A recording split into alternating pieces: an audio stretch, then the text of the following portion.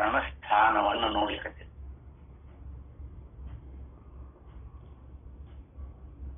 ವೇದಾಂತ ಏನನ್ನ ಅನುಸರಿಸಿಕೊಂಡು ಬಂದ್ರೆ ಸೂಕ್ತ ಕತಿ ಅಂತ ಸ್ಥಾನಮಾನಗಳನ್ನ ಇಲ್ಲೇ ವಿವೇಕ ಮಾಡಬೇಕಾಗತ್ತೆ. ನಮ್ಮಲ್ಲಿ ಅನೇಕ ಮತ ಪಂಗಡಗಳು ಉಂಟು. ಬೌದ್ಧ, ಜೈನ, ಪಾರ್ಸಿ, ಇಸ್ಲಾಮ, ಯಹೂದಿಗಳು, ಕ್ರಿಶ್ಚಿಯನ್ರು, ವೀರಶೈವರು, ಈಗ ಅನೇಕ ಮತಗಳು ಉಂಟು. ಆದ್ರೆ ಯಥಾರ್ಥವಾಗಿ ಎಲ್ಲೇ ವೇದದ ಅಂತ್ಯಭಾಗದೊಳಗ ಉಪನಿಷತ್ತು ಅಂತಿದ್ದುಕೊಂಡಿದೆಯಲ್ಲ, ಉಪನಿಷತ್ತನ್ನ ಅನುಸರಿಸಿಕೊಂಡು ವೇದಾಂತವನ್ನ ಅದು ವೈದಿಕಕ್ಕೆ ಅನುಸರಿಸಿಕೊಂಡು ಅಲ್ಲಿ ಪ್ರಸ್ಥಾನತ್ರಯ ಭಾಷೆಗಳನ್ನು ಮಾತ್ರ ತಿಳ್ಕೊಂಡು ಬಂದ ಪಂಗಡ ಒಂದಿದೆ. ಇನ್ನ ಅನೇಕ ಬೌದ್ಧರಾಗಲಿ, ಜೈನರಾಗಲಿ, ಪಾರ್ಸಿ, ಇಸ್ಲಾಂ, ಯಹೂದಿಗಳಾಗಲಿ, ಕ್ರಿಶ್ಚಿಯನ್ರಾಗಲಿ, ಇವರು ಯಾರು ವೇದವನ್ನ ಅನುಸರಿಸಿಕೊಂಡು ಬಂದವರಲ್ಲ. ವೇದವನ್ನು ಒಪ್ಪೋದೇ ಇಲ್ಲ ಅವರು. ಆದ್ರೆ ವೇದದ ಅಂತರ್ಗತವಾಗಿರುವಂತಹ ಉಪನಿಷತ್ತುಗಳ ಆಧಾರದಲ್ಲಿ ಯಾರದನ್ನು ಅನುಸರಿಸಿಕೊಂಡು ಬರ್ತಾರ ಅವರಿಗೆ ಯಥಾರ್ಥವಾಗಿರುವಂತಹ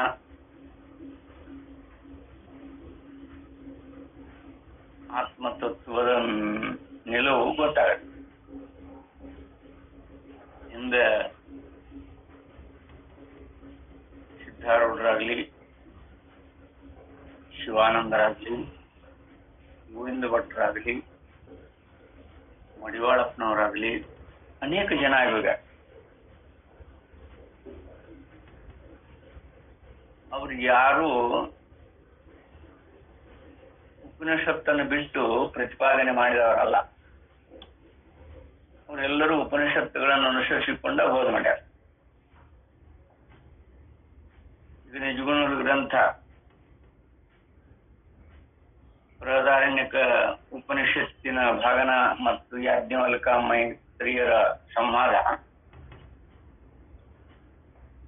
ಯಥಾರ್ಥವಾಗಿ ಉಪನಿಷತ್ತನ್ನ ಆಧಾರವಾಗಿಟ್ಟುಕೊಂಡೇ ಪ್ರತಿಪಾದನೆ ಮಾಡಿಕೊಂಡ.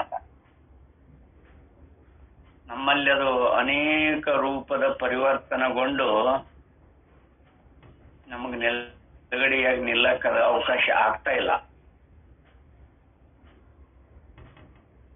ಯಾವ ರೂಪದೊಳಗೆ ಅದು ಇದ್ದುಕೊಂಡಿದೆ ಯಥಾರ್ಥವಾಗಿ ಅಂತ ಇಲ್ಲೇ 8ನೇ ದುರುಕಿನೊಳಗೆ ನೀತಿಗೆ ಆಧಾರ ಮತ್ತು ಮತಗಳ ವಿಮರ್ಶೆ, ವೇದಾಂತ ಸಿದ್ಧಾಂತವನ್ನು ಅಂಗೀಕರಿಸಿರುವ ಸನಾತನ ವೈದಿಕವಲ್ಲದೆ ಆಗಮಾದಿಗಳ ಅವಲಂಬನದಿಂದ ಹೊರಬರುವ ವೀರಶೈವವಾದಿ ಮತಗಳು ನಮ್ಮ ದೇಶದಲ್ಲಿ ಪ್ರಚಾರದಲ್ಲಿ ಇರುತ್ತವೆ.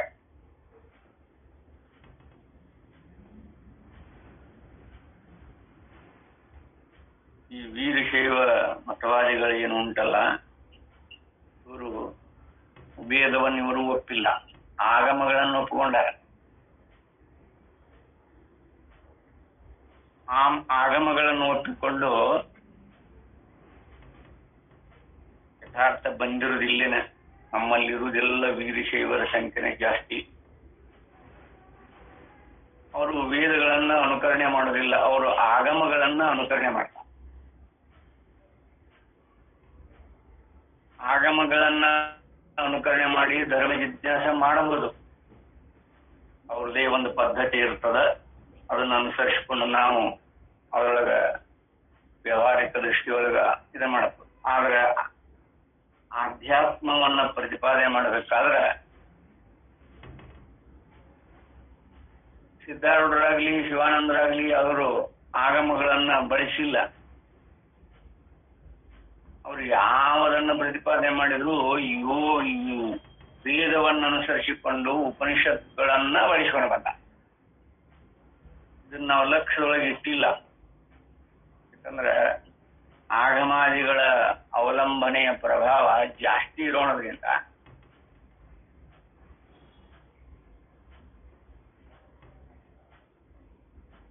ಪಂಚಪೀಠದವರಾಗಿರ್ಬಹುದು,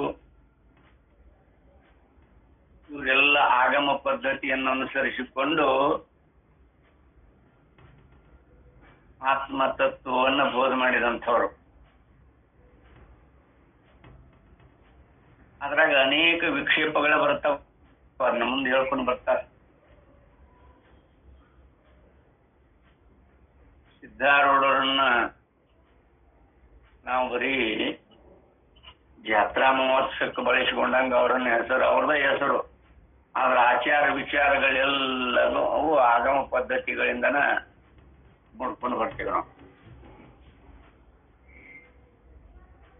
ನಿಜಗುಣದ ಸಸ್ಯಶಾಸ್ತ್ರವೆಲ್ಲವೂ ಉಪನಿಷತ್ತಿನ ಆಧಾರದ ಮೇಲೆ ಇದ್ರೂ ಕೂಡ ನಾವು ಏನನ್ನು ಬಳಸಿ ಬೆಳೆಯಕತ್ತೀವಿ ಅನ್ನೋದು ಮಾತ್ರ ಪ್ರಜ್ಞೆ ಇಲ್ಲ. ಹೀಗಾಗಿ ಆ ವೇದಾಂತದ ಯಥಾರ್ಥ ಸ್ಥಿತಿ ನಮಗ್ ಗೊತ್ತಾಗ್ತಾ ಇಲ್ಲ.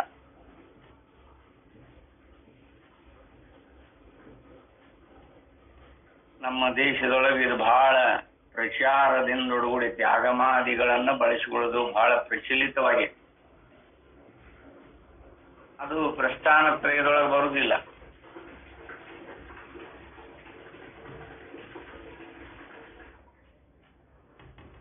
ಅದನ್ನ ವ್ಯಾಖ್ಯಾನಕಾರರು ಆಗಮ ನಿಗಮಾದಿಗಳನ್ನು ನೋಡಿ ನಾವು ಅದನ್ನ ಹೇಳ್ತೀವಿ ಅಂತ ಹೇಳ್ಕೊತಾರೆ.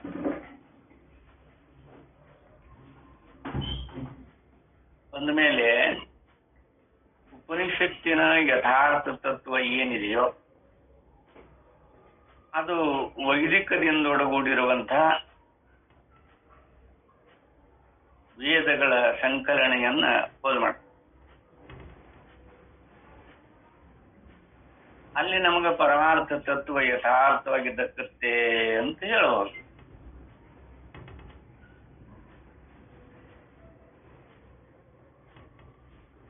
ವೇದಗಳನ್ನು ಎಲ್ಲರಿಗೆ ಅಭ್ಯಾಸ ಮಾಡ್ಲಿಕ್ಕೆ ಆಗಿರ್ಲಿಕ್ಕಿಲ್ಲ, ಬಿಡ್ರಿ. ಉಪನಿಷತ್ ಬೇಕಾದವರು ಅಭ್ಯಾಸ ಮಾಡಬಹುದಲ್ಲ. ಯಥಾರ್ಥವಾಗಿ ಆತ್ಮತತ್ವ ಬೇಕಿತ್ತು ಅಂದ್ರ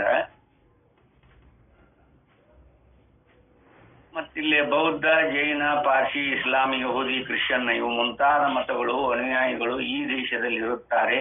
ಹಿಂದೂ ಮತಗಳಂತೆ ಆ ಮತಗಳವರು ದೈವಭಕ್ತಿ, ಪರಲೋಕ ಮುಂತಾದವುಗಳನ್ನು, ದೇವರ ಪ್ರಾರ್ಥನೆಯ ಮುಂತಾದ ಆಚಾರಗಳನ್ನು ಬೋಧಿಸುತ್ತಾರೆ.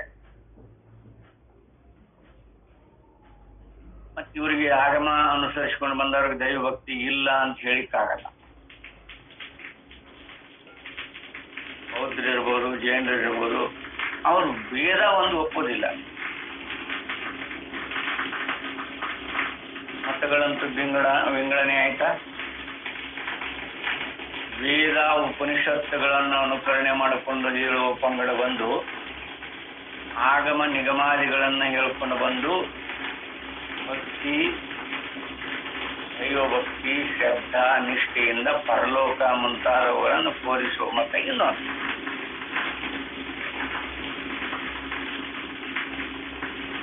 ಗೌಡಪಾದರು ಹೃದಯ ನೋಡ್ಕೊಂಡು ಬಂದೇವಿ. ಜನ್ಮ, ಲೋಕಾಂತರ ಇವುಗಳ ಸ್ಥಿತಿಗತಿಗಳು ಏನು ಅಂತ ಎಲ್ಲರಿಗೂ ಗೊತ್ತಾಗತ್ತೆ. ಕೈಲಾಸ ಇರ್ಬೋದು, ವೈಕುಂಠ ಇರ್ಬೋದು, ಬ್ರಹ್ಮಲೋಕ ಇರ್ಬೋದು, ಇಂದ್ರಲೋಕ ಇರ್ಬೋದು, ಈ ಲೋಕಾದಿಗಳ ಸ್ಥಿತಿಗತಿಗಳು ಏನನ್ನು ಅನುಸರಿಸಿಕೊಂಡು ಬಂದಿದ್ದುಕೊಂಡಿದೆ ಅಂತ ಎಲ್ಲರಿಗೂ ಗೊತ್ತಾಗತ್ತೆ. ಇಂಥವೆಲ್ಲ ನಮ್ಮ ನೀತಿ ಮತ್ತು ಆಧಾರ ಏನನ್ನು ಅನುಸರಿಸಿಕೊಂಡೈತಿ, ನಾವು ಯಾವ ರೂಪದಿಂದ ಅಧ್ಯಯನ ಮಾಡಕತ್ತೀವಿ ಅಂತ ತಿಳ್ಕೊಳ್ಳಿ ಅಂತ ಇಲ್ಲಿ ಇದನ್ನು ಹೇಳ್ಕೊಂಡು ಬಂದಾರ.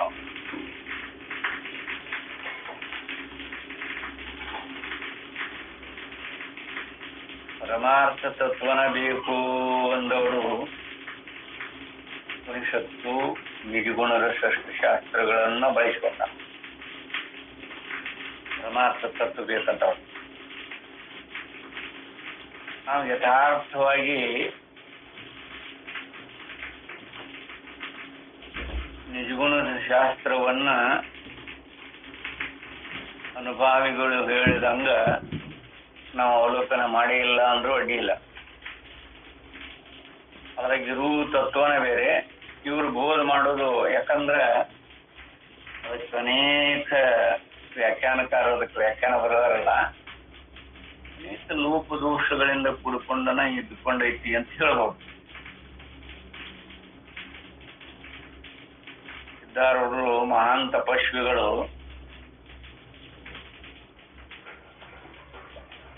ಯಾವುದನ್ನು ಬಳಸಿಕೊಂಡ್ರು ಅವರು ಆ ಬ್ರಹ್ಮ ಸ್ವರೂಪದೊಳಗೆ ನಿಂತಂಥವ್ರು, ಅವ್ರಿಗೆ ಭೇದ ಕಾಣತಿರ್ಲಿಲ್ಲ. ನಾವು ಅವರನ್ನು ಅನುಕರಣೆ ಮಾಡಿಕೊಂಡು ಬಂದೇವೆ ನೋಡೋದಕ್ಕೆ. ಸಿದ್ಧಾರೂಢರು ಆಗಲಿ, ಶಿವಾನಂದರಾಗಲಿ, ಗರ್ಗದ ಮಡಿವಾಳಪ್ಪನವರಾಗಲಿ, ಕಳಸದ ಗೋವಿಂದಪ್ಪನವರಾಗಲಿ,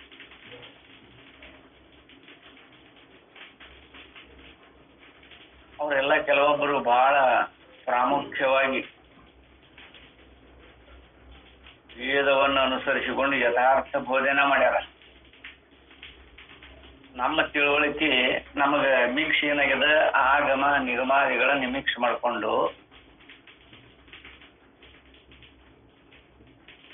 ಅಲ್ಲಿ ಉಪನಿಷತ್ಕಾರರ ಅಭಿಪ್ರಾಯಗಳನ್ನು ಕೈ ಬಿಟ್ಟುಕೊತ ಬಂದ್ಬಿಟ್ಟೇವೆ ಅಷ್ಟೇ. ಬರೀ ದೈವ ಭಕ್ತಿ, ಶ್ರದ್ಧಾ ಇದನ್ನಷ್ಟೇ ಇಟ್ಕೊಂಡು, ನಂಬಿಕೆ ಇದನ್ನಷ್ಟೇ ಇಟ್ಕೊಂಡು ನಾವು ಆಧ್ಯಾತ್ಮ ಪರಿಶೀಲನೆಯನ್ನು ಮಾಡ್ತೀವಿ ಅಂತಂದ್ರೆ ಆಗೋದಿಲ್ಲ. ಅಲ್ಲಿ ವಿವೇಕ, ವೈರಾಗ್ಯ, ಯಮೂರ್ತ ಫಲಭೋಗ ವಿರಾಗ ಇದು ಬಹಳ ಪ್ರಾಮುಖ್ಯವಾಗಿರುತ್ತೆ ಅಂತಲೇ ಹೇಳ್ಕೊಂಡು ಬಂದ. ನಾವು ತಪ್ಪಿರೋದು ಅಲ್ಲೇನೆ. ಯಾಕಂದ್ರೆ ನಾವೆಲ್ಲ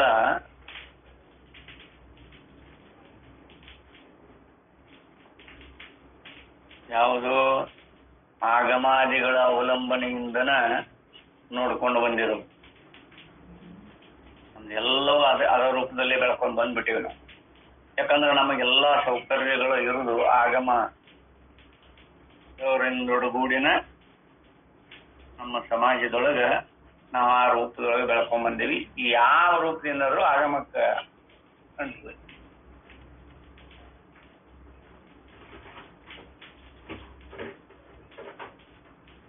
ಬಸವಣ್ಣವರ ಕಾಲದಕ್ಕಿಂತ ಪೂರ್ವದೊಳಗ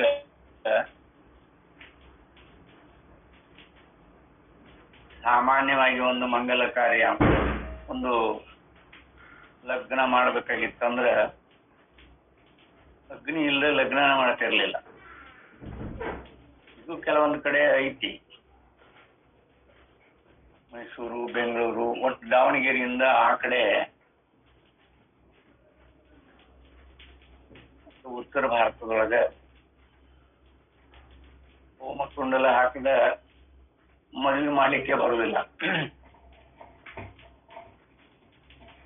ಆಗಮ ಪದ್ಧತಿಯೊಳಗೆ ಅದರ ಅವಶ್ಯಕತೆ ಇಲ್ಲ.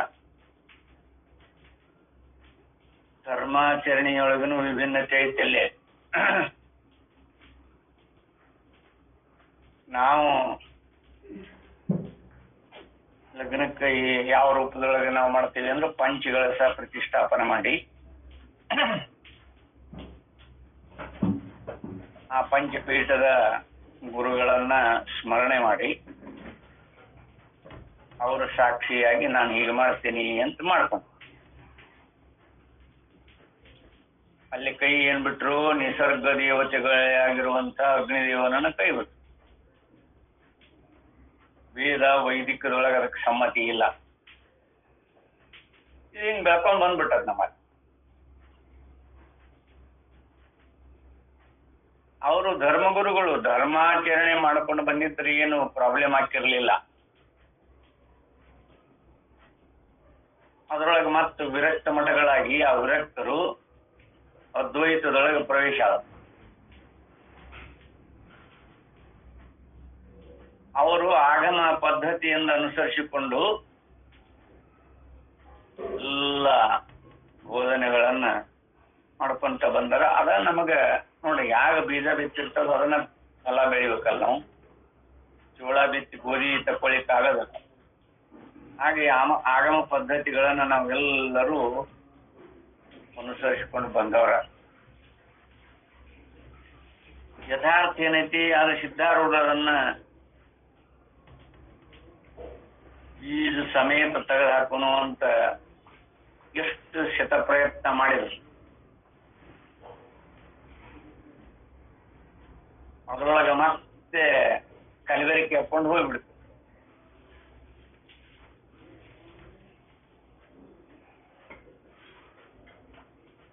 ಆಗಮಾದಿಗಳನ್ನ ತೆಗೆದುಹಾಕಿ ಶುದ್ಧ ಅದ್ವೈತ ಸಿದ್ಧಾಂತವನ್ನ ಪ್ರತಿಪಾದನೆ ಮಾಡಬೇಕಂತ ಹರಸಾಹಸ ಮಾಡಿದ್ರು. ಎಷ್ಟೇ ಕಷ್ಟಗಳನ್ನ, ಅದಕ್ಕೆ ಅವರು ಸಮರ್ಥರಾದ. ಅದಕ್ಕೆ ಆದ್ರೆ ಅವ್ರ ಅನುಯಾಯಿಗಳು ಮಾತ್ರ ಉಳಿಲಿಲ್ಲ ಮತ್ತು ಆಗಮ ಪದ್ಧತಿ ಹಿಡ್ಕೊಂಡನೇ ವ್ಯವಹಾರ ಮಾಡ್ಲಿಕ್ಕೆ. ಅದಕ್ಕೆ ಇಲ್ಲೇ ಮತ್ತ ಆ ಮತಗಳಿಗೆ ಬೇರೆ ಬೇರೆಯ ಧರ್ಮ ಗ್ರಂಥಗಳು ಪ್ರಮಾಣವಾಗಿರುತ್ತವೆ. ನಾವು ಎಲ್ಲಿ ತಪ್ಪೇವಿ ಅಂತ ನೋಡ್ಕೋಬೇಕು, ಅಷ್ಟ ಇಲ್ಲ. ಈ ಮತಗಳಿಗೆ ಬೇರೆ ಬೇರೆಯ ಧರ್ಮ ಗ್ರಂಥಗಳು ಪ್ರಮಾಣವಾಗಿರುತ್ತವೆ. ಆದ್ದರಿಂದ ವಿವಿಧ ಮತಗಳಲ್ಲಿ ಉಪದಿಷ್ಟವಾಗಿರುವ ಸಾಧನೆಗಳು ಫಲ ಮುಂತಾದ ವಿಷಯಕ್ಕೆ ವೇದಾಂತದ ನಿಲುವು ಏನು ಎಂಬುದನ್ನು ತಿಳಿಸುವುದಲ್ಲದೆ ಉಪನಿಷತ್ತುಗಳಲ್ಲಿ ಹೇಳಿರುವ ಕರ್ಮವಾದ, ಉಪಾಸನವಾದ, ಶ್ರುತಿ ಪ್ರಾಮಾಣ್ಯವಾದ ಮುಂತಾದ ವಾದಗಳನ್ನು ಮಿಕ್ಕ ವಾದಗಳಲ್ಲಿ ಕಂಡುಬರುವ ಸಮಾನವಾದಗಳಿಗೆ ಹೋಲಿಸಿ ವೇದಾಂತವು ಹೇಗೆ ನೀತಿ ಮುಂತಾದ ಸಾರ್ವತ್ರಿಕ ವಾದಕ್ಕೆ ಅಡಿಗಲ್ಲಾಗಿರುವುದೆಂಬುದನ್ನು ಇಲ್ಲಿ ತೋರಿಸಿಕೊಡಲಾಗುವುದು. ಯಾಕೆ ಒಮ್ಮತ ಬರುವುದಿಲ್ಲ ಇವರಲ್ಲೇ?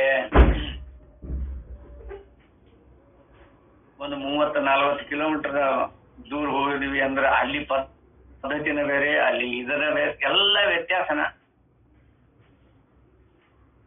ಭಗವದ್ಗೀತೆ ಸ್ಮೃತಿ ಪ್ರಸ್ಥಾನ ಆಗಿದ್ರು ಕೂಡ ಅದನ್ನ ಬೇರೆ ಬೇರೆ ಭಾಗದೊಳಗೆ ಬೇರೆ ಬೇರೆ ರೂಪದೊಳಗನ ವರ್ಣನೆ ಮಾಡ್ತಾರೆ. ಒಂದ ಮತ ಯಾಕಿಲ್ಲ? ನಮ್ಮ ಅನುಕರಣೆ ಆಗಮ ಪದ್ಧತಿಯಿಂದ ಬೋಧ ಮಾಡೋರು ಭಗವದ್ಗೀತೆನ ಅವರ ಹೇಳುದೇ ಬೇರೆ. ಉಪನಿಷತ್ತಕ್ಕೆ ಅನುಸರಿಸಿಕೊಂಡು, ಶ್ರುತಿ ಪ್ರಸ್ಥಾನಕ್ಕೆ ಅನುಸರಿಸಿಕೊಂಡು ಭಗವದ್ಗೀತೆ ಹೇಳೋರು ಪ್ರತಿಪಾದನೆ ಮಾಡೋರೇ ಬೇರೆ. ಈಗ ಸಿದ್ಧಾಂತ, ಸ್ಮೃತಿ ಮತ್ತು ಶ್ರುತಿ ಈ ಪ್ರಸ್ಥಾನತ್ರಯಗಳಲ್ಲಿ ಈ ರೀತಿ ಪರಿವರ್ತನೆ ಆಗಿ ನಮ್ಮ ವೇದಾಂತದೊಳಗನು ಕಲಬೆರಕೆ ಆಗ್ಯದ. ಬರೀ ನಮ್ಮ ವ್ಯವಹಾರದೊಳಗಷ್ಟೇ ಅಲ್ಲ, ಆಚಾರ ವಿಚಾರದೊಳಗನು ಕಲಬೆರಕೆ ಆಗ್ಯದ. ನಾವು ನೋಡ್ಕೊಂಡಿಲ್ಲ ಅಷ್ಟ.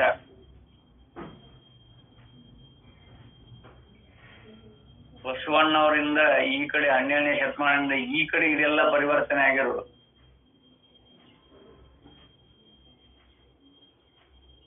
ಆದ್ರೆ ಅದಕ್ಕಿಂತ ಪೂರ್ವದೊಳಗ ಆಚಾರ ವಿಚಾರ ವೈದಿಕವನ್ನ ಮಾಡಬೇಕಾದಾಗ ವೇದಗಳ ಪ್ರಮಾಣದಿಂದ ವೈದಿಕ ಮಾಡ್ಕೊಂಡ್ ಬರ್ತೀವಿ.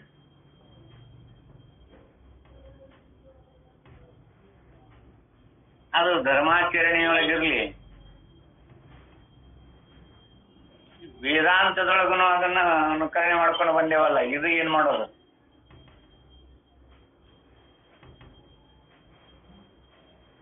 ನಾವು ನಿಧಾನವಾಗಿ ನಾವು ಏನನ್ನ ಅನುಕರಣೆ ಮಾಡಾಕತ್ತೀವಿ ಅನ್ನೋದನ್ನು ಮೊದಲು ಅವಲೋಕನ ಮಾಡ್ಕೋ. ಯಥಾರ್ಥವಾಗಿ ನಾವು ವೇದಾಂತವನ್ನ ಅನುಕರಣೆ ಯಾವುದನ್ನ ಅವಲಂಬಿಸಿ ಅನುಕರಣೆ ಮಾಡ್ಕೊಂಡೇವಿ ಅಂತ ಮೊದಲು ಗೊತ್ತಿರಬೇಕ. ಗೊತ್ತಿಲ್ಲ ಏನೇನೋ ನಾವು ಕಲ್ಪನಾ ಮಾಡ್ಕೊಂಡ್ರೆ ಅದು ಸಿದ್ಧ ಆಗ್ಲಿಕ್ಕೆ ಸಾಧ್ಯನೇ ಇಲ್ಲ. ಅದ್ರೊಳಗೆ ಮತ್ತ ಭೌತಿಕ ವಿಜ್ಞಾನಗಳದು ಒಂದು ನೋಡಿ. ಭೌತಿಕ ವಿಜ್ಞಾನವು ಕೂಡ ವೇದಾಂತವು. ಭೌತಿಕ ವಿಜ್ಞಾನವು ವೇದಾಂತವು. ಈಗಿನ ಕಾಲಕ್ಕೆ ಮತಗಳು ಜನರ ಮನಸ್ಸಿನ ಮೇಲೆ ಹೆಚ್ಚು ಪರಿಣಾಮಕಾರಿಗಳಲ್ಲ. ಇದಕ್ಕೆ ಭೌತಿಕ ವಿಜ್ಞಾನದಿಂದ ಮಾನವನ ನಾಗರಿಕತೆಯಲ್ಲಿ ಆಗಿರುವ ಕ್ರಾಂತಿಯ ಮುಖ್ಯ ಕಾರಣವಾಗಿರುತ್ತದೆ. ಭೌತಿಕ ವಿಜ್ಞಾನಿಗಳ ತತ್ವ ಅದು ಒಂದು ರೀತಿ ಬೇರೆ. ಈಗ ಮಾನವನು ಪಂಚಭೂತಗಳನ್ನು ತನ್ನ ವಶದಲ್ಲಿಟ್ಟುಕೊಂಡು ಪ್ರಕೃತಿಯ ನಿತ್ಯ ನಿಯಮಗಳನ್ನು ಶೋಧಿಸುತ್ತಾ ಹೊಸ ಹೊಸ ಶೋಧನೆಗಳನ್ನು ಮಾಡುತ್ತಲೂ ಯಂತ್ರೋಪಕರಣಗಳಿಂದ ಮಾನವನ ಐತಿಕ ಸುಖಕ್ಕೆ ಬೇಕಾದ ಹೊರಗಿನ ಕಾಮಗಳನ್ನು ನಿರ್ಮಿಸುತ್ತಲೂ ಮುಂದುವರೆದಿರುತ್ತಾನೆ. ಇದು ಭೌತಿಕ ವಿಜ್ಞಾನಿವಾದಿಗಳ ಪ್ರಸಂಗ. ಯಾಕಂದ್ರೆ ಅದು ಸಮಾಜಕ್ಕೆ ಬಹಳ ಪ್ರಯೋಜನಕಾರಿ ಇರ್ತೈತಿ. ಅದನ್ನ ಹೋಗ್ಬಿಡ್ತೇವೆ ನಾವು. ಹಾಗೆ ಪರಿವರ್ತನೆ ಹೇಗಾಗ್ತದೆ ನೋಡ್ರಿ. ವೇದಾಂತಕ್ಕೂ ಭೌತಿಕ ವಿಜ್ಞಾನಕ್ಕೂ ಸಂಬಂಧ ಇದೆ. ಅದು ಯಾವ ರೂಪದ ಸಂಬಂಧ ಅಂತ ನಿರ್ಣಯ ಮಾಡುವಷ್ಟು ವ್ಯವಧಾನ, ಸಮಾಧಾನತ್ವ ಈ ವೇದಾಂತಿಗಳಿಗೆ ಉಳ್ಕೊಂಡಿಲ್ಲ. ಭೌತಿಕ ವಿಜ್ಞಾನ ಶಾಸ್ತ್ರದ ಬೆಳವಣಿಗೆ ಆದಂತೆಲ್ಲ ಭೂಮಿ, ವಾಯು, ಸಮುದ್ರ ಇವುಗಳನ್ನೇ ಅಲ್ಲದೆ ಮಾನವನ ವಿಜಯ ಪತಾಕೆಯು ಆಕಾಶದಲ್ಲಿರುವ ಚಂದ್ರಾದಿ ಗ್ರಹಗಳಲ್ಲಿಯೂ ಹಾರುವುದಕ್ಕೆ ಮೊದಲಾಗಿರುತ್ತದೆ. ಇಷ್ಟೆಲ್ಲ ಮುಂದುವರೆದೇವಲ್ಲ. ಅದಕ್ಕೆ ಯಥಾರ್ಥವಾಗಿ ಕ್ರಮಕ್ರಮವಾಗಿ ಇಡೀ ಸೌರ್ಯಮಂಡಲವನ್ನೇ ಮಾನವನು ಶೋಧಿಸಿ ವಿಶ್ವಾಮಿತ್ರ ಸೃಷ್ಟಿಯ ಅನುಕರಣವನ್ನು ಮಾಡುವಂತೆ ಕಾಣುತ್ತಿದೆ.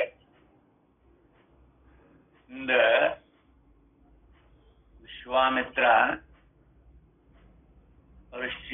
ಹರಿಶ್ಚಂದ್ರನ ತಂದೆಯಾಗಿರುವಂತಹ ತ್ರಿಶಂಕುವಿಗೆ ಬೇರೆ ಒಂದು ಸೃಷ್ಟಿ ಮಾಡಿಕೊಟ್ಟವ. ನೋಡಿ ಎಷ್ಟು ಸಮರ್ಥವಾಗಿ ಇದ್ರವಾಗಿನ ಋಷಿಮಣಿಯಾರಿದ್ರು. ಅತ್ತಾಗ ಸ್ವರ್ಗಕ್ಕೆ ಕಳಿಸ್ತಾನೆ ಅಂತ ಅವನ್ನ ಜೀವ ಜನೆಯಿಂದ ಕಳಿಸ್ಲಿಕ್ಕತ್ತಿದ್ದ. ಗೊತ್ತು ಕತೆ ಎಲ್ಲರಿಗೂ.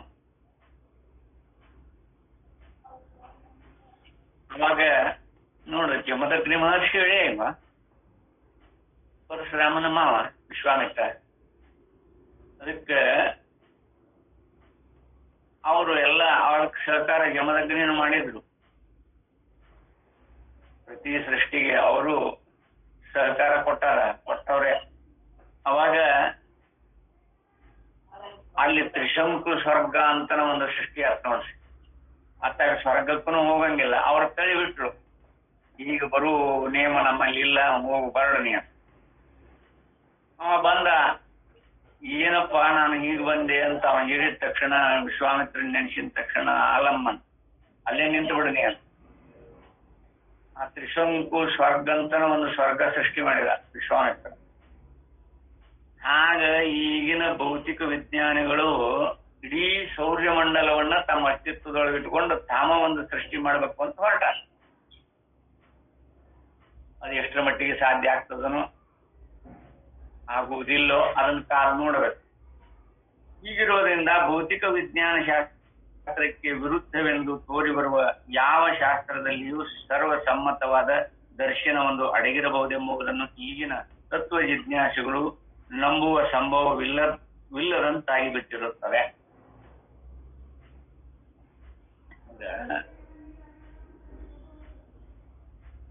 ಎಷ್ಟು ಹಾಸಿ ಒಪ್ಕೊಂಡೈತಿ ನಮಗ ಆಗಮ ನಿಯಮಗಳು, ಎಷ್ಟು ಹಾಕಿ ಒಪ್ಕೊಂಡವ ಗೊತ್ತೇ ಆಗೋದಿಲ್ಲ.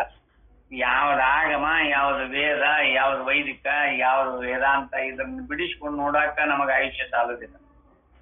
ಅಷ್ಟು ಅಯೋಮಯ ಆಗಿದೆ. ಇತಿಹಾಸ ನೋಡ್ಬೇಕು. ವೇದಾಂತ ಬರೀ ವೇದಾಂತದ್ದೇನ ಅಷ್ಟ ಮಾಡ್ಕೊಂಡ್ರೆ ಆಗೋದಿಲ್ಲ. ಈ ಇತಿಹಾಸನು ಏನಾತಿದು, ಯಾಕೆ ಹಿಂಗ ಎಲ್ಲರಲ್ಲೇನೂ ವೈಷಮ್ಯತೆ ಬರ್ಲಿಕ್ಕೆ ಕಾರಣ ಏನು ನೋಡಿ. ಆಗಮ ಪದ್ಧತಿಯೊಳಗ ಜೀವೇಶ್ವರನನ್ನು ಒಪ್ಕೋತಾರೆ. ಈ ಶರೀರ, ಇಂದ್ರಿಯ, ಪ್ರಾಣ, ಅಂತಃಕರಣಾದಿಗಳಿಗೆ ಸುವ್ಯವಸ್ಥಿತವಾಗಿ ನಡೆಸಿಕೊಂಡು ಹೋಗುವಂತ ವ್ಯಕ್ತಿಗೆ ಜೀವೇಶ್ವರ ಅಂತ ಕರೀತಾರೆ. ಒಡೆಯವ ಆಗಮ ಪದ್ಧತಿ ಅದು. ಅವಾಗ ಇಲ್ಲಿ ಜೀವನ ಕಲ್ಪನೆಯನ್ನು ನೋಡೋದಕ್ಕೆ ನಾವು ವೇದಾಂತದೊಳಗೆ ಉಪನಿಷತ್ತನ್ನು ಅನುಸರಿಸಿಕೊಂಡವ್ರು ಯಾರು ಪರಮಾತ್ಮ ಜೀವ ಅಂತ ಕರ್ಕೊಳ್ಳದೆ ಉಪನಿಷತ್ಕಾರರು ಅಥವಾ ಭಾಷ್ಯಕಾರರು ಅಂತ ಕರೀತಾರೆ ಅದಕ್ಕೆ, ಅಥವಾ ಪ್ರಸ್ಥಾನತ್ರಯಕಾರರು ಅಂತ ಕರೀತಾರೆ. ಅವರು ಜೀವನನ್ನ ಎಂದು ಪರಮಾತ್ರು ಅಥವಾ ಈ ಶರೀರ ಪರಿಪಾಲನೆಗಾಗಿ ಅವಾಗಿದ್ದಾನ ಅಂತ ಯಾರು ನಂಬೋದಿಲ್ಲ. ಅವನು ಸರ್ವ ವ್ಯಾಪಕ ಆಗಮ ಪದ್ಧತಿಯಿಂದ ಅನುಸರಿಸಿಕೊಂಡು ಹಿಡ್ಕೊಂಡ್ರು. ಈಗ ಅನೇಕ ನಮಗೆ ಗೊತ್ತಾಗದೇನೆ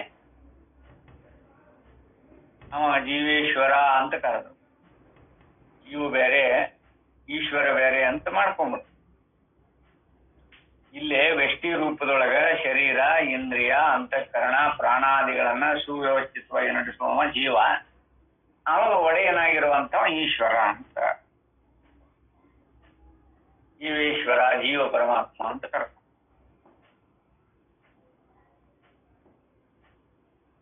ಇದು ಬರಕ ಕಾರಣ ಏನು ಅಂತ ಗೊತ್ತು ಮಾಡ್ಕೊಂಡಿಲ್ಲ ನೋಡಿ. ಸೃಷ್ಟಿಕಾರರು ಏನ್ ಹೇಳ್ತಾರ, ಜೀವ ಬ್ರಹ್ಮ ಸ್ವರೂಪ, ಮತ್ತೊಂದು ಹೆಸರು ಅವನಿಗೆ ಜೀವೋ ಬ್ರಹ್ಮೈವನ ಪರ ಅಂತ ಹೇಳ್ಕೊಂಡು ಬಂದಾಗ ಎಲ್ಲಿ ಮಿಕ್ಸ್ ಆಗೈತಿ ಆಗಮ ಎಲ್ಲಿ ಬಂತು ಅಂತ ನಮಗ್ ಗೊತ್ತಾಗದೆ ಬೆಳ್ಕೊಂಡ್ ಬಂದ್ಬಿಟ್ಟಿವ್. ಇಂಥ ಅನೇಕ ದೃಷ್ಟಾಂತಗಳನ್ನು ನಾವು ಇಲ್ಲಿ ಹೇಳ್ಬೋದು, ಅನೇಕ ದೃಷ್ಟಾಂತಗಳು. ಅದಕ್ಕೆ ಯಥಾರ್ಥವಾಗಿ ಮತ್ತವ ಜೀವ ನೋಡಲಿ ಕರ್ತೃಭಾವದಿಂದ ಒಡಗೂಡಿ ಜೀವ ಎಲ್ಲಾ ಕರ್ಮಾದಿಗಳನ್ನು ಮಾಡತ್ತ, ನಾವು ಜನ್ಮಾಂತರಗಳು ಇರುತ್ತಾವು ಅಂತನೂ ಇದು ಎಲ್ಲಿಂದ ಬಂದದ, ಆಗಮದಿಂದನೇ ಬಂದಿರೋದು. ಅದನ್ನ ನಾವು ಲಕ್ಷ್ಯ ಇಡುದಿಲ್ಲ. ಲೋಕಾಂತರ ಜನ್ಮಾಂತರ ಲೋಕಾಂತರಗಳು ನಮಗೆ ಆಗಮದಿಂದ ಒಡಗೂಡಿ ಬಂದಿರೋದು ಯಾವುದು, ಉಪನಿಷತ್ತು ಭಾಷ್ಯದೊಳಗೆ ಬಂದಿರೋದು ಯಾವುದು ಅಂತ ಬಿಡಿಸ್ಕೊಳಕ್ ಆಗದಷ್ಟು ಹಾಸು ಒಪ್ಕೊಂಡ್ ಬಿಟ್ಟೇವ್ ನಾವು ಅದ್ರಾಗ. ಅದನ್ನ ಅಧ್ಯಯನ ಮಾಡ್ಕೋತ ಕೂತ್ರೆ ನಮ್ಗೆ ಆಯುಷ್ಯನ ಸಾಲೋದಿಲ್ಲ, ಬಿಡದ ನಂತರ ಯಥಾರ್ಥ ರೂಪದೊಳಗೆ ಪರಮಾರ್ಥ ತತ್ವ ಯಾವ ರೂಪದೊಳಗೆ ಇದ್ದುಕೊಂಡಿದೆ ಅದನ್ನಷ್ಟು ತಿಳ್ಕೊಂಡು ಪಾರಾಗ್ರಪ್ಪ, ಇದು ದೊಡ್ಡ ಸಂಕೇತಿ. ಆದ್ರೆ ಅದ್ರ ಯಥಾರ್ಥ ತತ್ವ ಉಪನಿಷತ್ಕಾರರಲ್ಲಿ ಮಾತ್ರ ಉಂಟು ಅಂತ ಹೇಳ್ಕೊಂಬಂದ ನೋಡಿ. ವೇದಗಳನ್ನು ಅನುಸರಿಸಿಕೊಂಡು ಆ ರೂಪದೊಳಗೆ ನೀವು ಅವಲೋಕನ ಮಾಡಿದ್ದಾದ್ರೆ ಅದು ಸಿಗುತ್ತತಿ.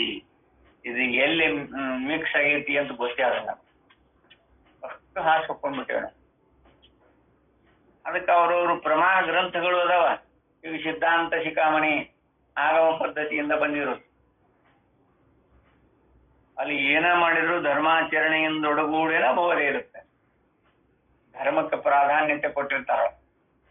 ಅದಕ್ಕೆ ಯಥಾರ್ಥವಾಗಿ ಅಲ್ಲೇ ಯಾವ ಗ್ರಂಥ ಯಾವುದರಿಂದ ಬಂದೈತೆ ಅನ್ನೋ ಸತ್ಯ ಪ್ರಜ್ಞೆ ಬಂದಿಲ್ಲ ನಮಗೆ. ಇನ್ನು ನಾವು ವೇದಾಂತ ಹೆಂಗ ಅಧ್ಯಯನ ಮಾಡೋರು,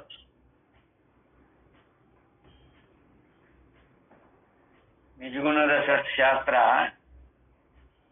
ಉಪನಿಷತ್ತಿನ ಅನುಕರಣೆ. ಅದು ಉಪನಿಷತ್ತನ್ನು ಬಿಟ್ಟು ಹೇಳಿಲ್ಲ ಅವರು.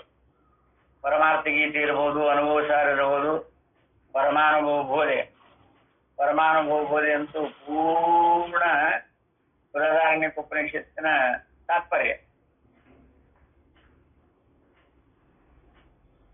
ಅದನ್ನ ನಮ್ಮ ಬುದ್ಧಿ ಮಟ್ಟಕ್ಕೆ ನಾವು ವ್ಯಾಖ್ಯಾನ ಮಾಡೇವಿ. ಅದ್ರ ಮೇಲೆ ಅದು ಯಥಾರ್ಥ ಐತೋ ಇಲ್ಲೋ ಅಂತ ವಿವೇಕ ಮಾಡದನ್ನ ನಾವು ಮಾಡೇವಿ. ಅದನ್ನ ಅನುಕರಣೆ ಮಾಡ್ಕೊಂಡು ನಾವು ಬರಕತ್ತೀವಲ್ವಾ. ಎಲ್ಲೇ ಯಾವುದು ಮಿಸ್ಟೇಕ್ ಆಗೈತಿ ಅಥವಾ ತಪ್ಪು ತಿಳುವಳಿಕೆ ಆಗೈತಿ ಅನ್ನೋ ಭಾವನೆ ನಮ್ಮ ಗ್ರಂಥದೊಳಗನೆ ಸಿಗ್ತಾ ಇದೆ. ನಾವು ಉದ್ಧಾರ ಆಗಂದ್ರೆ ಯಾವ ರೂಪದಿಂದ ಆಗ್ಬೋದು, ಸಾಧ್ಯನ ಅದು ಅಸಂಭವ. ಅದಕ್ಕೆ ಯಥಾರ್ಥವಾಗಿ ಇಲ್ಲಂದ್ರೆ ಈ ಭೌತಿಕ ವಿಜ್ಞಾನ ಶಾಸ್ತ್ರಕ್ಕೂ ವಿರುದ್ಧವೆಂದು ತೋರಿ ಬರುವ ಯಾವ ಶಾಸ್ತ್ರದಲ್ಲಿಯೂ ಸರ್ವಸಮ್ಮತವಾದ ದರ್ಶನವೊಂದು ಅಡಗಿರಬಹುದೆಂಬುದನ್ನು ಈಗಿನ ತತ್ವ ಜಿಜ್ಞಾಸುಗಳು ನಂಬುವ ಸಂಭವವಿಲ್ಲದಂತಾಗಿ ಬಿಟ್ಟಿರುತ್ತದೆ. ಅದ್ರಾಗ ಮತ್ತೆ ಈ ಭೌತಿಕ ವಿಜ್ಞಾನಿಗಳ ಒಂದು ಇದು ಇಡೀ ಶೌರ್ಯ ವ್ಯೂಹವನ್ನ ತಮ್ಮ ಅಧೀನದೊಳಗಿಟ್ಟುಕೊಂಡು ಎಂದಾದರೂ ಸಾಧ್ಯ ಆಗೈತೆ ಅನ್ನೋದು? ವಿಶ್ವಾಮಿತ್ರ ತ್ರಿಶಂಕು ಸ್ವರ್ಗವನ್ನ ಮಾಡಿದಾಗನು ಕೂಡ ಅದು ಎಷ್ಟರ ಮಟ್ಟಿಗೆ ಸಾಧ್ಯ ಆಗೈತಿ? ಈ ಲೋಕಾದಿಗಳು ನೋಡಿ, ವೇದಾಂತದೊಳಗೆ ಉಪನಿಷತ್ಕಾರರಾಗಲಿ ಭಾಷ್ಯಕಾರರಾಗಲಿ ವೇದದ ಅಂತ್ಯ ಭಾಗದೊಳಗಿರುವಂತಹ ಉಪನಿಷತ್ತಿನೊಳಗಾಗಲಿ ಎಲ್ಲಿನೂ ಲೋಕಾಂತರಗಳನ್ನು ಒಪ್ಪಿದ್ದು ಎಲ್ಲಿನೂ ಇಲ್ಲ. ಅದೆಲ್ಲ ಬರೀ ಮನಸ್ಸಿನ ಸಂಕಲ್ಪದಿಂದೊಡಗೂಡಿ ಲೋಕಾದಿಗಳ ಕಲ್ಪನೆ ಉಂಟೇ ವಿನಃ ನಿನಗೆ ಮತ್ತು ಆತ್ಮನಿಗೆ ಅಥವಾ ಬ್ರಹ್ಮನಿಗೆ ಯಾವ ಭೇದಾದಿಗಳು ಇಲ್ಲ ಅಂತ ಹೇಳುತ್ತ. ಆದ್ದರಿಂದ ವೇದಾಂತಕ್ಕೂ ಭೌತಿಕ ವಿಜ್ಞಾನಕ್ಕೂ ಯಾವ ಸಂಬಂಧವಿದೆ? ವೇದಾಂತವು ಭೌತಿಕ ವಿಜ್ಞಾನ ಶಾಸ್ತ್ರದ ತತ್ವ ಶೋಧನೆ ಕ್ರಮವನ್ನು ಎಷ್ಟರ ಮಟ್ಟಿಗೆ ಅನುಸರಿಸಿದೆ ಎಂಬುದನ್ನು ಈ ಸಂಪುಟದಲ್ಲಿ ಅವಶ್ಯವಾಗಿ ವಿಚಾರ ಮಾಡಲಾಗುವುದು. ನಾವು ಇನ್ನು ಒಳಗೆ ವಿಷಯ ಏನೇನೈತಿ ಅನ್ನೋದನ್ನ ಅವಲೋಕನ ಮಾಡ್ತೀವಿ ಅಂತ ಹೇಳ್ಕೊತ ಬಂದಾಗ, ಆದ್ದರಿಂದ ಇನ್ನ ಮನಃಶಾಸ್ತ್ರವು ವೇದಾಂತವು ಮನಃಶಾಸ್ತ್ರ ಒಂದದ. ಆದ್ದರಿಂದ ಇಲ್ಲೇ ಭೌತಿಕ ವಿಚಾರಗಳು ಬಾಹ್ಯ ಪ್ರಪಂಚಕ್ಕೆ ಒಳಪಟ್ಟಿರುವುದರಿಂದ ಆಧ್ಯಾತ್ಮ ಪ್ರಪಂಚವನ್ನು ಪ್ರಧಾನವಾಗಿಟ್ಟುಕೊಂಡಿರುವ ವೇದಾಂತಕ್ಕೆ ಭೌತಿಕ ವಿಚಾರದ ಸಾಹಸಗಳಿಂದ ಯಾವ ಆತಂಕವೂ ಬರಲಾರದೆಂದು ಹೇಗೋ ತರ್ಕಿಸಿಕೊಳ್ಳುವುದಕ್ಕೆ ವಿಚಾರ ಕುಶಲರು ಒಪ್ಪಲೂಬಹುದು. ಆದರೆ ಈಗ ಆಧುನಿಕ ವಿಜ್ಞಾನ ಶಾಸ್ತ್ರವು ಮನೋವಿಜ್ಞಾನ ಶಾಸ್ತ್ರವನ್ನು ತನ್ನ ಕ್ಷೇತ್ರದಲ್ಲಿ ಅಡಕ ಮಾಡಿಕೊಂಡು ಬಿಟ್ಟಿರುತ್ತದೆ. ಮನಸ್ಸಿನ ಸ್ವರೂಪವನ್ನು, ವ್ಯಾಪಾರಗಳನ್ನು ಶೋಧ ಮಾಡಿ ಅದರ ಅದ್ಭುತ ಸ್ವಭಾವವನ್ನು ಕೂಡ ಪರಿಶೋಧಿಸಲಾಗಿದೆ. ಮನೋರೂಪಗಳನ್ನು ವ್ಯಾಪಿಸಿರುವ ಕಲಾ ಕೌಶಲವಾಗಿರುವ ನಮ್ಮ ಯೋಗಶಾಸ್ತ್ರ, ಮಂತ್ರಶಾಸ್ತ್ರ ಮುಂತಾದವುಗಳ ಕ್ಷೇತ್ರದೊಳಗೂ ಪ್ರವೇಶಿಸಿ ಹೊಸ ಹೊಸ ಶೋಧನೆಗಳನ್ನು ಮಾಡಿ ವಿಜ್ಞಾನಿಗಳು ಜನರನ್ನು ಬೆರಗುಗೊಳಿಸುತ್ತಿದ್ದಾರೆ. ವಿಜ್ಞಾನವಾದಿಗಳು ಇದನ್ನೆಲ್ಲ ಜನರನ್ನು ಬೆರಗುಗೊಳಿಸಿ ಇನ್ನೇನೋ ಕಲ್ಪನೆಗಳನ್ನು ಮಾಡ್ಕೊಂಡು ಬಂದ. ಹೀಗಿರುವುದರಿಂದ ವೇದಾಂತದಲ್ಲಿ ಉಪದಿಷ್ಟವಾಗಿರುವ ಮನಸ್ವಭಾವ ವಿಜ್ಞಾನಕ್ಕೂ ಆಧುನಿಕ ಮನಃಶಾಸ್ತ್ರಕ್ಕೂ ಏನಾದರೂ ಸಂಬಂಧವಿದೆಯೇ? ಮನಃಶಾಸ್ತ್ರದಲ್ಲಿ ತತ್ವಶೋಧಕರು ಹೊಸದಾಗಿ ಕಂಡು ಹಿಡಿದಿರುವ ನಿಯಮಗಳಿಗೆ ಏನಾದರೂ ಎಲ್ಲೇ ಕಟ್ಟಿದೆಯೇ? ವೇದಾಂತದಲ್ಲಿರುವ ಮನೋವಿಷಯಕ ವಿಜ್ಞಾನವು ಈಗಲೂ ತತ್ವ ವಿಚಾರಕ್ಕೆಲ್ಲ ಒಪ್ಪಾಗುವಷ್ಟು ವ್ಯಾಪಕವಾಗಿದೆಯೇ ಎಂಬುದನ್ನು ಈ ಸಂಪುಟದಲ್ಲಿ ವಿಚಾರ ಮಾಡಲಾಗುವುದು. ನಾವು ಅನುಭವಕ್ಕನುಸರಿಸಿಕೊಂಡು ವೇದಾಂತವನ್ನ ನೋಡಕ ವೇದದ ಅಂತ್ಯ ಭಾಗದೊಳಗೆ ಅದೆಲ್ಲ ಪ್ರತಿಪಾದನೆ ಮಾಡಿರೋದ್ರಿಂದ ವೇದಾಂತ ವೇದ ಅಂದ್ರೆ ಜ್ಞಾನ. ಅದನ್ನ ಆ ರೂಪದೊಳಗಲ್ಲೇ ಇದು ಮಾಡ್ಕೊಂಡ್ಬಂದ್ರೆ, ಇನ್ನ ಮನಃಶಾಸ್ತ್ರ ಮತ್ತು ವೇದಾಂತಕ್ಕೆ ತುಂಬಾ ವ್ಯತ್ಯಾಸ ಐತಿ ಅನ್ನೋದನ್ನ ಈಗಾಗಲೇ ಸಾಕಷ್ಟು ಸಲ ಹೇಳ್ಕೊಂಡು ಬಂದ. ಮನಸ್ಸಿನಿಂದ ಏನು ಸಂಕಲ್ಪ ವಿಕಲ್ಪಾದಿಗಳನ್ನು ಮಾಡಿಕೊಂಡ್ರು ಕೂಡ ವೇದಾಂತ ವಿಷಯ ಆಗೋದಿಲ್ಲ ಅಂತನೂ ಗೊತ್ತಾಗ್ತದೆ, ಅಥವಾ ನಮ್ಮ ಸ್ವರೂಪ ನಮಗ್ ಗೊತ್ತಾಗೋದಿಲ್ಲ ಅಂತನೂ ಗೊತ್ತಾಗ. ನಾವು ಹೊರಟಿರೋದು ವೇದಾಂತ ಅಂತ ಕರೀತಲ್ಲ, ಏನು ನಮ್ಮ ಆಧಾರಿತವಾಗಿರುವಂತಹ ವಸ್ತುವನ್ನ ಪರಿಶೋಧನೆ ಮಾಡೋದಕ್ಕೆಲ್ಲ ನಾವು ಹೋಗಿರೋದು. ಎಂದೆಂದು ಇಲ್ಲದಂಗೆ ಯಾವ್ದಾಗಿರುತ್ತದೋ ಅಂಥ ತತ್ವವನ್ನು ನಾವು ಪರಿಶೋಧನೆ ಮಾಡ್ಲಿಕ್ಕೆ ಮನಸ್ಸು ಒಮ್ಮೆ ಇರುತ್ತದೋ ಹೋಗ್ತದ. ಇದರಿಂದ ಆಗಿರುವಂತಹ ಸಂಕಲ್ಪ ವಿಕಲ್ಪಾದಿಗಳಿಂದ ಒಡಗೂಡಿರುವಂತಹ ಅಲ್ಲೇ ಭಕ್ತಿಯಿಂದ ಒಡಗೂಡಿರ್ಬೋದು, ದೈವ ಭಕ್ತಿಯಿಂದ ಒಡಗೂಡಿರ್ಬೋದು, ಇಲ್ಲಂತಲ್ಲ. ಆದ್ರೆ ಆ ಮನಸ್ಸು ಪ್ರಧಾನವಾಗಿ ಎಲ್ಲವನ್ನ ವ್ಯಾಪಿಸಿಕೊಳ್ಳುವ ಯೋಗ್ಯತೆ ಉಂಟಾ ಇದಕ್ಕ? ಎಲ್ಲವನ್ನ ವ್ಯಾಪಿಸಿಕೊಂಡ್ರು ನಿಮ್ಮ ಸ್ವರೂಪವನ್ನು ಅದು ವಿಷೀಕರಿಸಿಕೊಂಡು ಮಾಡ್ಲಿಕ್ಕೆ ಆಗೋದೇ ಇಲ್ಲ. ವ್ಯಾವಹಾರಿಕ ಭೌತಿಕ ಶಾಸ್ತ್ರಜ್ಞರ ಅಥವಾ ಭೌತಿಕ ವಿಜ್ಞಾನಿಗಳ ಪ್ರಕಾರ ಮನುಷ್ಯ ಎಲ್ಲವನ್ನು ವ್ಯಾಪಿಸಿಕೊಂಡಿರ್ತದ ಅಂತ ಒಪ್ಕೋಬಹುದು. ಆದ್ರೆ ನಿಮ್ಮ ಸ್ವರೂಪವನ್ನ ಕಡಿಕ ಅಲ್ಲೇ ನೋಡ್ಕೊಳ್ರಿ. ಮನಸ್ಸನ್ನ ನೋಡ್ಕೊಳಕ್ ಆಗೋದಿಲ್ಲ. ಏನಾರು ಆಗೈತಂದ್ರೆ ಮನಸ್ಸನ್ನ ನೋಡ್ಕೊಳ್ಳುವಷ್ಟು ವ್ಯವಧಾನ ಇದೆ ಅನ್ನೋದಕ್ಕ ಅದೇ ಇಲ್ಲ, ಅದ ಸಿದ್ಧ ಆಗೋದಿಲ್ಲ. ಅದಕ್ಕೆ ಇದು ಮತ್ತೊಂದನ್ನ ಹೇಗ ನೋಡ್ಕೊಳ್ಳಿಕ್ಕುಂಟು. ಅದಕ್ಕಲ್ಲೆಲ್ಲ ಮನಃಶಾಸ್ತ್ರ ಇದಕ್ಕಿಂತ ಅದನ್ನ ವಿಶೇಷವಾಗಿ ಹೇಳ್ತಾರ ಮುಂದೆ. ಮನಃಶಾಸ್ತ್ರವು ವೇದಾಂತಗಳಲ್ಲಿ ಏನೇನು ತಾರತಮ್ಯ ಐತಿ, ಮನಸ್ಸಿನ ಕ್ರಿಯಾಕಾರ್ಯಗಳೇನು ನೋಡಲ್ಲಿ ಬಹಳ ವೇದಾಂತದ ಪ್ರಕ್ರಿಯೆಗಳೇನು ಅಂತ ಬಹಳ ಮಾರ್ಮಿಕವಾಗಿ ಹೇಳೋರು ಹೇಳ್ತಾರ ಮುಂದೆ. ಈ ವಿಷಯಗಳನ್ನ ಚರ್ಚೆ ಮಾಡೋದ್ರ ಸಂಬಂಧ ಇಲ್ಲಿ ಪೀಠಿಕಾ ಅವತರಣಿಕೆ ಇದೆ, ಈಗ ನಾವು ನಡೀತಾ ಇರೋದು. ಈ ಅವತರಣಿಕೆಯೊಳಗೆ ಇಂತಿಂತ ವಿಷಯಗಳು ಬಂದವು ಅಂತ ಗೊತ್ತು ಮಾಡ್ಕೊತಾರೆ. ಇನ್ನ ತರ್ಕದ ಸ್ಥಾನವನ್ನು ನಿರ್ಧರಿಸುವುದು. ಆಸ್ತಿಕ ದರ್ಶನಗಳವರು ಅವೈದಿಕ ದರ್ಶನಗಳು ತಮ್ಮ ತಮ್ಮ ಸಿದ್ಧಾಂತಕ್ಕೆ ಅನುಗುಣವಾದ ತರ್ಕವನ್ನೇ ಉಪಯೋಗಿಸಿರುತ್ತಾರೆ. ಮತಗಳು ತಮ್ಮ ತಮ್ಮ ಧರ್ಮ ಗ್ರಂಥಗಳಲ್ಲಿರುವ ಉಪದೇಶಗಳಿಗೆ ಅನುಗುಣವಾದ ತರ್ಕವನ್ನು ಉಪಯೋಗಿಸಿರುತ್ತವೆ. ಆ ತರ್ಕಗಳಲ್ಲೆಲ್ಲ ವೇದಾಂತೋದಿತ ತರ್ಕವೇ ಪರಮಾರ್ಥದ ನಿಶ್ಚಯಕ್ಕೆ ಅನುಕೂಲವಾಗಿರುವ ತರ್ಕವೆಂದು ನಿರ್ಧರಿಸುವುದಕ್ಕೆ ಕಾರಣವೇನೋ ಆಗಂಗಿಲ್ಲ. ಅದಕ್ಕೆ ತರ್ಕಗಳಲ್ಲಿರುವ ಪ್ರಭೇದಗಳೆಷ್ಟು, ಅವುಗಳಲ್ಲಿ ಕುತರ್ಕವು ಯಾವುದು, ಸತ್ತರ್ಕವು ಯಾವುದು ಎಂದು ನಿರ್ಧರಿಸುವುದಕ್ಕೆ ಯಾವ ಅಳತೆಗೋಲನ್ನು ಹೇಗೆ ಉಪಯೋಗಿಸಿಕೊಳ್ಳಬೇಕು. ಇದು ಕುತರ್ಕನೋ ಸತ್ತರ್ಕನೋ, ಇದು ಯಾವ ತರ್ಕ ಅಂತ ಗೊತ್ತು ಮಾಡ್ಕೊಳಕ್ ಅಳತೆಗೋಲೊಂದು ಬೇಕಾದ. ಯಾವ ಅಳತೆಗೋಲಿನಿಂದ ಇದನ್ನು ತರ್ಕ ಮಾಡಿಕೊಂಡು ನಿರ್ಣಯ ಮಾಡ್ಕೊತೀರಿ, ಹೀಗೆ ಹೇಗೆ ಉಪಯೋಗಿಸಿಕೊಳ್ಳಬೇಕು ಎಂಬಿದೆ ಮೊದಲಾದ ವಿಷಯಗಳನ್ನು ವಿಮರ್ಶಿಸಿ ತರ್ಕದ ವಿಷಯದಲ್ಲಿ ವೇದಾಂತ ದರ್ಶನಕ್ಕಿರುವ ಅಸಾಧಾರಣ ಸ್ಥಾನವನ್ನು ಗೊತ್ತು ಮಾಡುವುದು ಇಲ್ಲಿ ಒಂದು ಗುರಿಯಾಗಿರುತ್ತದೆ. ಶಂಕರರು ಬಳಸಿಕೊಂಡದ್ದು ಯಾವ ತರ್ಕ? ಅನುಭವಾಂಗ ತರ್ಕ. ಅದನ್ನ ಬಿಟ್ರೆ ಮತ್ತೆ ಯಾವ ತರ್ಕನೂ ಬಳಸ್ಕೊಂಡಿಲ್ಲ. ಎಲ್ಲ ಕಿತ್ತಾಕ್ತಾರಲ್ಲ. ಅದ್ರ ಅನುಭವಾಂಗ ತರ್ಕವನ್ನ ಅಲ್ಲಗಳೆಯಾಕ ಯಾರ ಕಡೆಯಿಂದನೂ ಆಗೋದಿಲ್ಲ.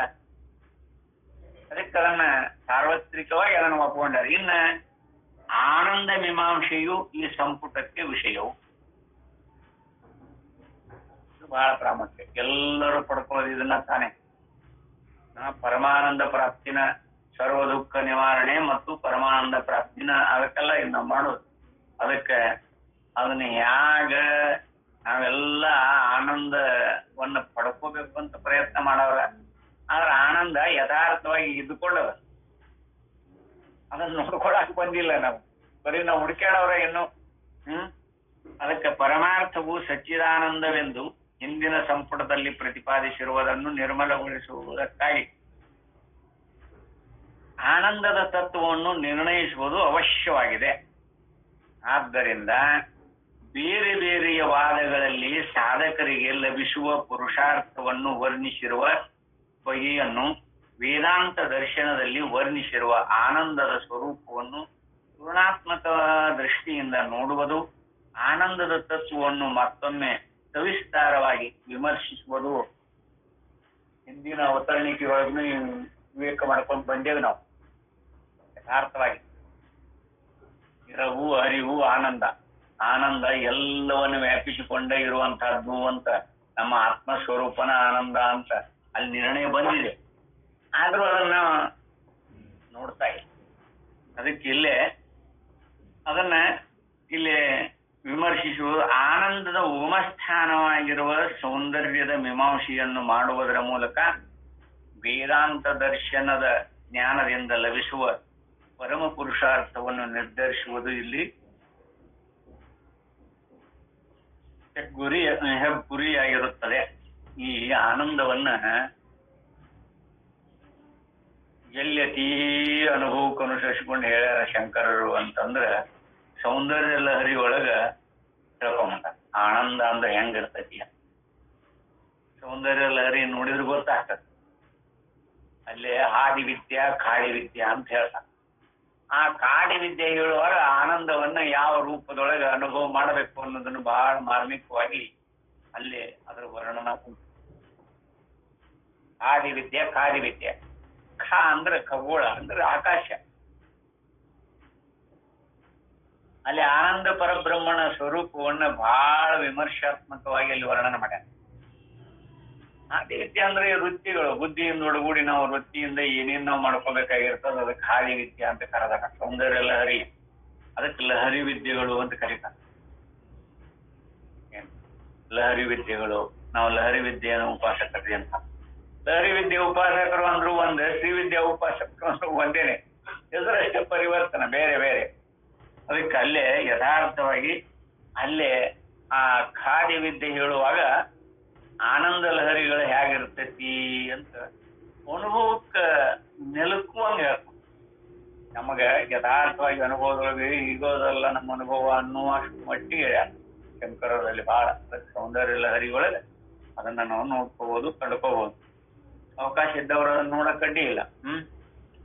ಆ ಸೌಂದರ್ಯದ ಮೀಮಾಂಸೆಯನ್ನು ಮಾಡುವುದರ ಮೂಲಕ ವೇದಾಂತ ದರ್ಶನದ ಜ್ಞಾನದಿಂದ ಲಭಿಸುವ ಪರಮ ಪುರುಷಾರ್ಥವನ್ನು ನಿರ್ಧರಿಸುವುದು ಇಲ್ಲಿ ಹೆಗ್ಗುರಿಯಾಗಿರುತ್ತದೆ. ಇದೇ ಸಂಬಂಧದಿಂದ ಉಪನಿಷತ್ತುಗಳಲ್ಲಿ ಪ್ರತಿಪಾದಿತವಾಗಿರುವ ಉಪದೇಶಗಳನ್ನು, ಅವುಗಳಿಂದ ದೊರಕುವ ಫಲಗಳನ್ನು ವಿವರಿಸಿ ಮತಾಂತರಗಳಲ್ಲಿ ವಿವರಿಸಿರುವ ಪರಲೋಕ ವಿಚಾರಕ್ಕೂ ವೇದಾಂತದಲ್ಲಿ ಹೇಳಿರುವ ಪರಮಾರ್ಥಕ್ಕೂ ಇರುವ ವೈಲಕ್ಷಣ್ಯವನ್ನು, ಈ ಪರಲೋಕ ಸುಖಕ್ಕೂ ಪರಮ ಪುರುಷಾರ್ಥವಾದ ಆನಂದಕ್ಕೂ ಇರುವ ವೈಲಕ್ಷಣ್ಯವನ್ನು ಇಲ್ಲಿ ವಿವರಿಸಲಾಗಿದೆ. ಕೈಲಾಸ ವೈಕುಂಠ ಸುಖದಕ್ಕಿಂತ ಪರಮ ಪುರುಷಾರ್ಥ ಅಂತ ಹೇಳಿ ಏನದಲ್ಲ, ಆ ಸುಖಾನ ದೊಡ್ಡ ಸುಖ. ಆ ಸುಖದ ಬಗ್ಗೆ ಅವಲೋಕನ ಮಾಡ್ತೇವೆ ನಾವು. ಅಪ್ಪ ಕೈಲಾಸದೊಳಗೆ ಏನು ಮಾಡಂಗಿಲ್ಲ, ಕೆಲಸ ಇಲ್ಲ, ಸುಮ್ಮನೆ ಕೂತ್ರ ಮನುಷ್ಯಗ 3 ದಿನಕ್ಕೆ ಬೇಜಾರಾಗಿ ಹೋಗ್ತಾನ ಅಲ್ಲ. ಯಾರೋ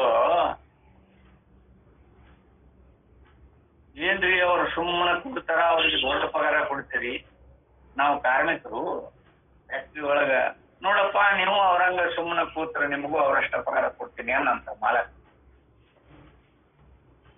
ಸಾಲ ಹಿಡಿದು ಕೂಡ್ರಿ, ಗಳಾಡುವಂಗಿಲ್ಲ, ಸಾಲ ಹಿಡಿದ ಕುಂಡ್ರಿಸಿ ನಾವು ಒಂದ್ ತಾಸು ಕುಂತಿತ್ತು ಮನುಷ್ಯ. ಮತ್ ನೀವು ಹೇಳಲ್ಲ, ಬ್ಯಾಡ್ರಿ ಈ ನೌಕರಿನೇ ಬ್ಯಾಡ ನಮ್ಗಂದ್ರ ಅಂತ. ಅಲ್ಲೋರ್ ಸುಮ್ಮನೆ ಕೂತವ್ರಿಗೆ ಮತ್ತೆ ಜಾಸ್ತಿ ಕೊಡ್ತೀರಿ ಅಂತಾರ. ಸುಮ್ಮನೆ ಕೂತ್ರ ಅವ್ರೆಲ್ಲ ಮನಸ್ಸನ್ನ ಆಲೋಚನೆ ಮಾಡಿ ಯಾವ್ಯಾವ ಕೆಲಸ ಯಾವ್ಯಾವ ಮಾಡ್ಬೇಕು, ಸುವ್ಯವಸ್ಥಿತವಾಗಿ ನಡೆಸಬೇಕು ಅಂತ ಅವ್ರೆಲ್ಲ ಆಲೋಚನೆ ಮಾಡ್ತಿರ್ತಾರೆ. ಅವ್ರು ಸುಮ್ಮನೆ ಕುಂತಂಗ ನಿಮ್ಮ ಕಣ್ಣಿಗೆ ಕಾಣಿಸ್ತು. ನೀವು ಮ್ಯಾನ್ಯುವಲ್ ಆಗಿ ಕೆಲಸ ಮಾಡ್ತೇವೆ, ಯಪ್ಪ ನಮಗ ಅದ ಇರ್ಲಿ ಅಂದ್ರ ಅಂತ ಒಂದು ದಿನಾನೂ ಕೂಲಿಕ್ಕಾಗ್ಲಿಲ್ಲ ಅವ್ರಿಗೆ. ಅದಕ್ಕೆ ಸುಮ್ಮನೆ ಕೂಡುದು ಅದು ದೊಡ್ಡ ಸಾಧನೆ. ಅದಕ್ಕೆ ಅಲ್ಲೇ ಯಥಾರ್ಥವಾಗಿ ಹಾಗನಾದ ನಮ್ಮಲ್ಲಿ. ಅದಕ್ಕಿಲ್ಲೇ ಪರಲೋಕ ಸುಖ ನಮ್ಮ ಈ ಲೋಕದಕ್ಕಿಂತ ಹೆಚ್ಚಿನ ಸುಖ ಐತೆ ಅಂತ ಕಲ್ಪನಾ ಮಾಡ್ಕೊಂಡು ಆ ಲೋಕಾದಿಗಳ ಪ್ರಾಪ್ತಿ ಮಾಡ್ಕೊಳ್ಳೋದಕ್ಕೆ ಹವಣಿಸ್ತೇವೆ. ಆದ್ರೆ ಯಥಾರ್ಥವಾಗಿ ಅದು ಅಲ್ಲವೇ ಅಲ್ಲ, ಇಲ್ಲವೇ ಇಲ್ಲ. ಆದ್ರೆ ಪರಮ ಪುರುಷಾರ್ಥವಾದ ಆನಂದಕ್ಕೂ ಇರುವ ವೈಲಕ್ಷಣ್ಯವನ್ನು ಇಲ್ಲಿ ವಿವರಿಸಲಾಗಿದೆ. ನೋಡು, ಪರಲೋಕದೊಳಗಿರುವಂತಹ ದೇವಾನ ದೇವತೆಗಳ ಸುಖಕ್ಕೂ ನಮ್ಮ ಪರಮ ಪುರುಷಾರ್ಥಕ್ಕೂ ಎಷ್ಟೊಂದು ಅಜಗಜಾಂತರ ವ್ಯತ್ಯಾಸ ಐತಿ ಅಂತಿಲ್ಲಿ ವಿಚಾರ ಮುಂದೆ ಅದನ್ನು ವಿಷದಪಡಿಸೋರಿದ್ದಾರೆ. ಅದಕ್ಕೆ ಯಥಾರ್ಥವಾಗಿ ನಮ್ಮ ಅನುಭವಕ್ಕೆ ಅನುಸರಿಸಿ ನೋಡಿಕೊಂಡ್ರೆ ಕೈಲಾಸ ವೈಕುಂಠ ಅವ್ರಿಗೆಲ್ಲ ನಾವು ದೊಡ್ಡ ಸುಖ ಐತಲ್ಲಿ ಅಂತ ತಿಳ್ಕೊಂಡೇವು. ಆದ್ರೆ ಯಥಾರ್ಥವಾಗಿ ಮತ್ತ ಅಲ್ಲಿ ಸುಖ ಐತಿ ಅಂತಂದ್ರೆ ಯಾವದನ್ನ ಯಾರಿಗೆ ಬೋಧ ಮಾಡ್ಬೇಕು ಅನ್ನೋ ಪ್ರಜ್ಞೆ ಇಲ್ದನ ಪರಮಾತ್ಮ ಶಿವ ಭಸ್ಮಾಸುರಗ ವರ ಕೊಟ್ಟುಬಿಟ್ಟ. ಇವನ ಅಧಿಕಾರತ್ವ ಹೇಗೈತಿ, ಏನು ಇವ ಯೋಗ್ಯ ಇದ್ದಾನೋ ಇಲ್ಲೋ ಅಂತ ವಿವೇಕ ಇಲ್ದ ಅಂದ ಮಗ ತಗೋ ಏನ್ ಮಾಡ್ತಾನ ಅಂತೇಳಿ ಕೊಟ್ಟು ಬಿಟ್ಟ. ಹೌದು, ನೀ ಕೊಟ್ಟ ವರ ಅದು ಸಿದ್ಧಿ ಆಗ್ತತೆ ಇಲ್ಲ ಅಂತೇಳಿ ನಿನ್ ತಲೆ ಮೇಲೆ ಕೈ ಇಡ್ತೀನಿ ಅಂತ ಅವಾಗ ಬೇನ್ ಹಾಕಿದ.